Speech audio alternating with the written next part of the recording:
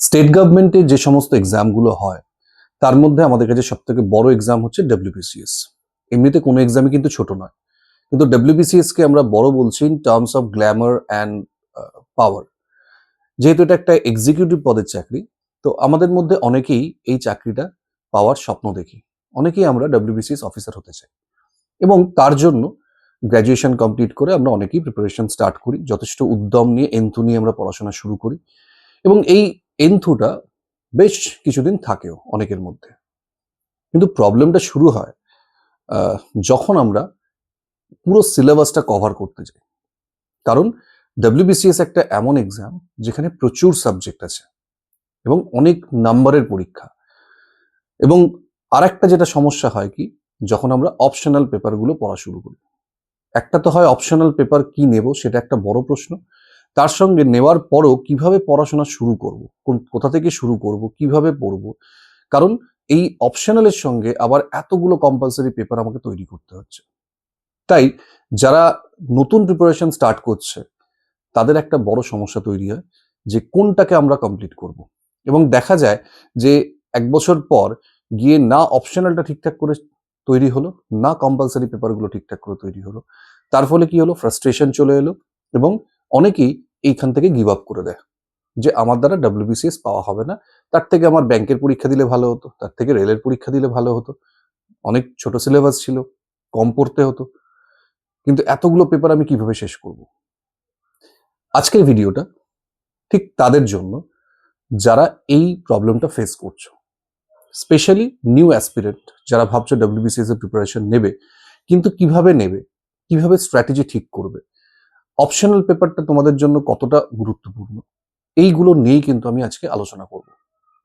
আমি Shantanu sir, Zenit একাডেমির YouTube চ্যানেলে তোমাদের সবাইকে স্বাগত। আজকের ভিডিওটা দেখলে আশা করি তোমাদের এই ডব্লিউবিসিএস এর প্রিপারেশন স্ট্র্যাটেজি রিলেটেড তোমাদের যে ডাউটগুলো আছে সেগুলো অনেকটাই সলভ হয়ে যাবে এবং স্পেশালি যাদের অপশনাল পেপার নেওয়ার কথা ভাবছো তাদের জন্য এই ভিডিওটা আমি বানাচ্ছি। আমি কাউকে ভিডিওতে ডিসকারেজ করছি না, আমি যেটা প্র্যাকটিক্যাল কথা আমি সেইগুলোই তোমাকে বলবো যেটা আমি রিয়েলাইজ করেছি। প্রথম কথা হচ্ছে ডব্লিউবিসিএস একটা এমন এক্সাম যেখানে আমাদের পোস্টের আমরা প্রেফারেন্স পাবো বা চয়েস বলতে পারি, আমরা অপশন আছে আমাদের হাতে, এ বি সি ডি চারটে পোস্ট, তোমরা সবাই জানো। এ বি আর সিডির মধ্যে তফাৎটা কোথায়? একটা তো ইন্টারভিউর মার্কস আমি বাদ দিচ্ছি। সাবজেক্টের ব্যাপারে যদি আসি আমরা, দুটোর মধ্যে, দুটো গ্রুপের মধ্যে ডিফারেন্স হচ্ছে কি, এবিতে আমাদের অপশনাল পেপার থাকছে কিন্তু সিডিতে অপশনাল পেপার থাকছে না, এটাই ডিফারেন্স। বাকি কম্পালসারি পেপারগুলো এবিতেও যেমন সিডিতেও তেমন। তো সেই জন্যই দেখবে অবভিয়াসলি তার জন্যই অপশনাল পেপার 400 নম্বর আছে, তার জন্যই কিন্তু এবির কাট অফ সবসময় বেশি হয় সিডির তুলনায়। আচ্ছা, এইবার এই যে অপশনাল পেপারগুলো, প্রচুর সাবজেক্ট আছে অপশনালে, সায়েন্সের সাবজেক্ট আছে, আর্টসের সাবজেক্ট আছে, তুমি তোমার ইচ্ছে মতো যে কোনো সাবজেক্ট নিতে পারো। এখানে কোনো ব্যাপার নেই যে সায়েন্সের স্টুডেন্ট হলে তাকে সায়েন্স নিতে হবে, আর্টস নিতে পারবে না, এরকম কোনো ব্যাপার নেই, সবাই নিতে পারো, যে যেটা ভালোবাসো নিতে পারো। কিন্তু প্রবলেম হচ্ছে কি, যে নিলেই তো হবে না, সেটাকে আমাদের পড়তে হবে এবং সেটা কিন্তু তোমার স্কোরটাকে বাড়াবে। মানে তুমি অপশনাল নিয়ে নিলে অথচ দেখা গেল যে আহ, তুমি ভালো স্কোর করতে পারলে না, তখন কিন্তু তোমার এবিতে তোমার পাওয়া হবে না, তাই না?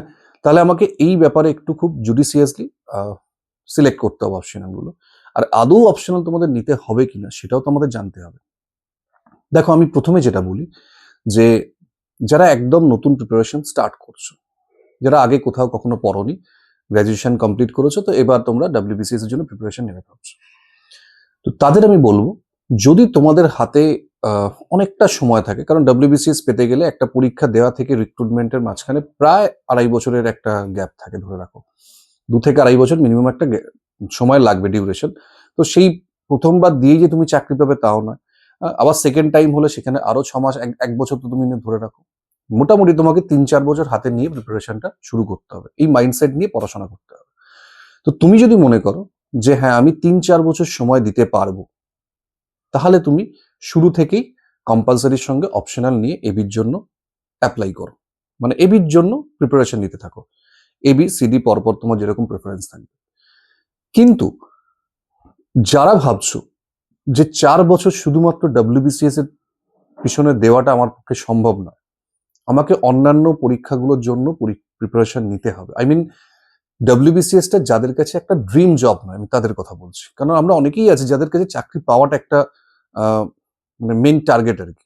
লক্ষ্য হচ্ছে, মূল উদ্দেশ্যই আমার কাছে একটা চাকরি পাওয়া। সেটা WBCS হতে পারে, সেটা ক্লার্কশিপ হতে পারে, সেটা মিসলেনিয়াস হতে পারে।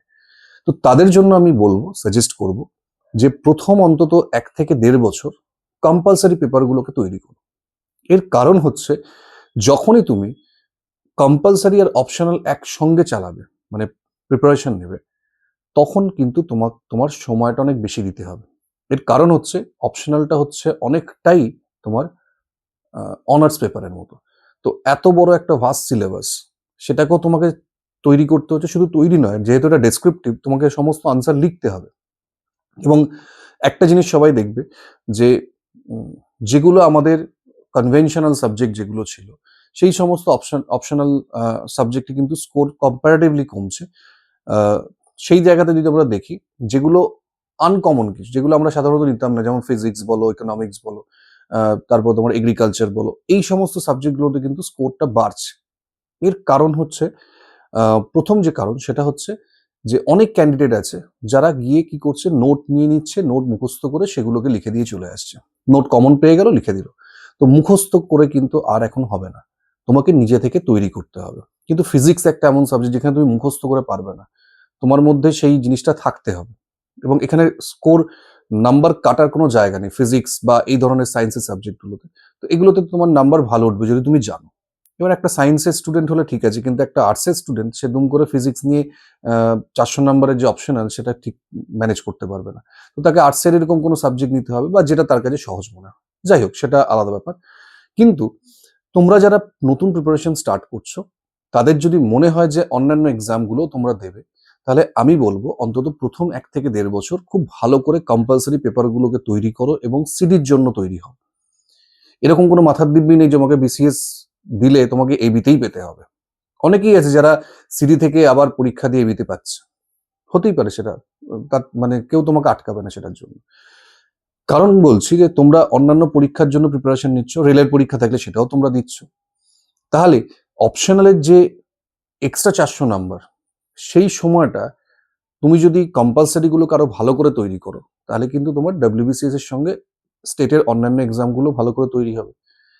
কিন্তু অপশনাল যদি তুমি তার সঙ্গে নিয়ে নাও, এবার তাহলে কিন্তু সারা বছর ধরে তোমাকে কম্পালসারির সঙ্গে অপশনাল দুটোই পড়তে হবে, যেটা তোমার কি হলো, সিলেবাসটা অনেকটা ভাস্ট হয়ে গেল।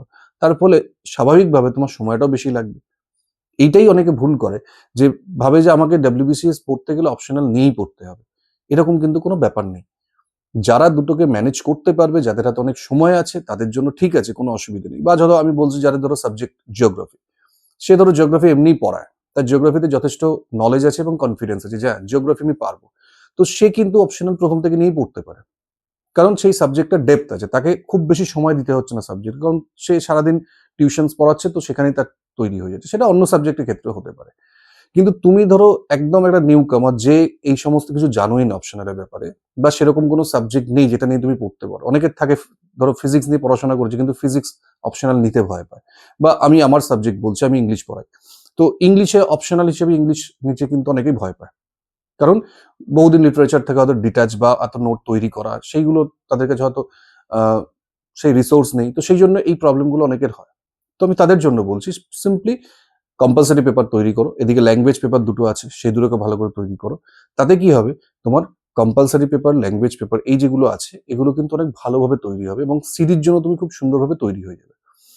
আফটার 1 ইয়ার অর 2 ইয়ার্স, যেটা তোমার যতটা ডিউরেশন লাগবে, তখন তুমি নিজেই রিয়েলাইজ করবে যে হ্যাঁ, আমার এবার কম্পালসারি পেপারগুলো তৈরি হয়েছে, আমার এগুলো নিয়ে আর ভাবতে হবে না, এবার আমি সিডির জন্য তৈরি। তখন তুমি এবার অপশনাল পেপার নেওয়া শুরু করো, মানে নিয়ে পড়া শুরু করো। এবার কি অপশনাল নেবে সেটা তোমরা তোমাদের কনসার্ন টিচারদের থেকে গাইডেন্স নিতে পারো, বা তোমার যদি মনে হয় তোমার বন্ধু বান্ধব বা কোনো দাদা দিদি তোমাদের চাকরি পেয়েছে অপশনাল নিয়ে, তো তাদের গাইডেন্স নিতে পারো। কারণ এটা অনেক সাবজেক্ট আছে, এত কিছু তো আমার পক্ষে বলা সম্ভব না। তো সেটা তুমি তোমার মতো মোটামুটি 1-1.5 বছর পড়লে তুমি নিজেও বুঝে যাবে যে অ্যাকচুয়াল ডব্লিউবিসিএস এর প্রিপারেশন কিভাবে নিতে হয়, কোন অপশনালটা নিলে ভালো হবে, সেই ব্যাপারটা তোমার একটা এক্সপিরিয়েন্স তৈরি হয়ে যাবে 1-1.5 বছর পড়ার পর। তাতে কি হবে, তোমার কম্পালসারি গুলো যেহেতু রেডি থাকলো, তাহলে তুমি এবার অপশনালটা সময় দিতে পারবে এবং অপশনালটা তুমি 1 বছরে ভালো করে তৈরি করতে পারবে। কিন্তু দুটো একসঙ্গে নিয়ে পড়লে অনেকেরই প্রবলেমটা হয়। তাই আমি সবাইকে বলছি, যারা নতুন শুরু করছো, এটা মাথায় রেখে একটু পড়াশোনাটা করবে, মানে স্ট্র্যাটেজিটা ঠিক করবে যে আমি কি অপশনাল কম্পালসারির জন্য সময় দিতে পারবো না পারবো না। যদি তুমি দিতে পারো, দুটোকে প্যারালালি চালিয়ে যেতে পারো, দেন ইটস ওকে, কোনো অসুবিধা নেই, তোমরা দুটো নিয়েই পড়তে পারো। কিন্তু যদি তোমার মনে হয় যে না, অপশনালের এই এতগুলো নাম্বার, মানে এতটা ভাস্ট সিলেবাস, এটার সঙ্গে আমি কম্পালসারিটাকে ম্যানেজ করতে পারবো না, কারণ আমাকে অন্যান্য পরীক্ষাগুলো দিতে হবে, তাদের বলবো প্রথম 1-1.5 বছর অপশনালটা নিয়ে ভেবো না, আগে কম্পালসারি গুলোকে তৈরি করো। তারপর যদি তোমার মনে হয় যে হ্যাঁ, আমি এবার কম্পালসারিতে রেডি হয়ে গেছি, অপশনালের জন্য এবার আমি প্রিপারেশন নিতে পারি, তখন তুমি প্রিপারেশন শুরু করো, দেখবে তুমি সাকসেসটা তাড়াতাড়ি পাবে। তো এটা আমার বলার উদ্দেশ্য একটাই ছিল, আমি আবার বলছি, এটা আমি কাউকে ডিসকারেজ করতে চাইছি না, যে অনেকে হয়তো ভাবতে পারে যে স্যার আমাদের ডিসকারেজ করছে, নেগেটিভ কথা বলছে, কেন আমি অপশনাল নিয়ে পড়বো না। আমি কিন্তু একবারও কাউকে অপশনাল নিতে বারণ করছি না, কিন্তু এই প্রবলেমটা আমি আমার স্টুডেন্টদের মধ্যেও ফেস করি, বা অনেকে ফোন করে তাদের সঙ্গে আমি কথা বলে যেটা বুঝেছি, যে অপশনাল কম্পালসারি একসঙ্গে পড়তে গিয়ে পুরো পাজল হয়ে যাচ্ছে অনেকে, কারণ অপশনাল সম্বন্ধে ঠিকঠাক আইডিয়াই তাদের থাকছে না। তো যেহেতু তার একটা ধারণাই, অনেকের ধারণাই হয়ে গেছে যে ডব্লিউবিসিএস দিতে গেলে অপশনাল নিয়ে পড়তে হবে। তো এখন তো সেই ব্যাপারটা নেই, তুমি অপশনাল ছাড়াও প্রিপারেশন নিতে পারো। তো এবং অনেকেই দেখা যায় এবি সিটির জন্য অ্যাপ্লাই করছে, এবিতে প্রেফারেন্সে রাখছে, কিন্তু সেই সিটিতেই চলে আসছে, অপশনালের নাম্বার কমে গিয়ে। তো আলটিমেটলি আমার নিয়ে লাভ কি হলো? এবার অনেকে বলবে স্যার, আমি তো অপশনাল নিয়ে রাখি না, পড়বো না, আমি এমনি সিটির জন্য দেবো। এইটা কিন্তু হয় না, কারণ তুমি যখনই একটা পেপার নিচ্ছ না, পরীক্ষার আগে তোমার ঠিক মনে হবে যে একটু পড়াশোনা করি, একটু পড়ি। তো এই একটু একটু করে কিন্তু তুমি খুব ভালো করেও পড়বে না, আবার একদম ছেড়েও দেবে না। তো মাঝামাঝি একটা জায়গা থাকবে, যাতে তোমার অপশনাল তৈরিও হলো না এবং সময়টাও নষ্ট হলো। তাই যদি নাও, একদম ডেডিকেটিভলি পড়াশোনা করো। আর যদি মনে করো যে না, আমি সময় দিতে পারবো না, তাহলে জাস্ট ওটাকে স্কিপ করো এখন। 1-1.5 বছর কম্পালসারিটা পড়ে তারপরে অপশনাল নাও। আমার মনে হয় তোমাদের প্রিপারেশন নিতেও সুবিধা হবে এবং তোমরাও খুব ভালো করে নিজেদের তৈরি করতে পারবে। তো আজকের ভিডিওর টপিক যেটা ছিল, সেটা নিয়ে আমি একটু আলোচনা করলাম, স্পেশালি অপশনাল পেপার নিয়ে। তো অনেকেই তোমরা এই ব্যাপারে অনেক জানতে চাইছো যে অপশনাল নিয়ে আমরা কি করব, যারা নতুন প্রিপারেশন নেবে ভাবছো। তো ভাবলাম যে তাদের জন্য আমি অন্তত যতটুকু পারবো গাইডেন্স দিই। তো কেমন লাগলো ভিডিওটা তোমরা অবশ্যই জানাবে। যদি তোমাদের ভালো লাগে, তোমরা তোমাদের বন্ধু বান্ধবদের সঙ্গে শেয়ার করবে যারা এই ব্যাপারটা নিয়ে কনফিউজ, যাতে তাদের কনফিউশনটা কিছুটা হলেও ক্লিয়ার হয়। তো আজকের জন্য এটুকুই। নেক্সট ভিডিওতে দেখা হবে নতুন আর একটা টপিক নিয়ে।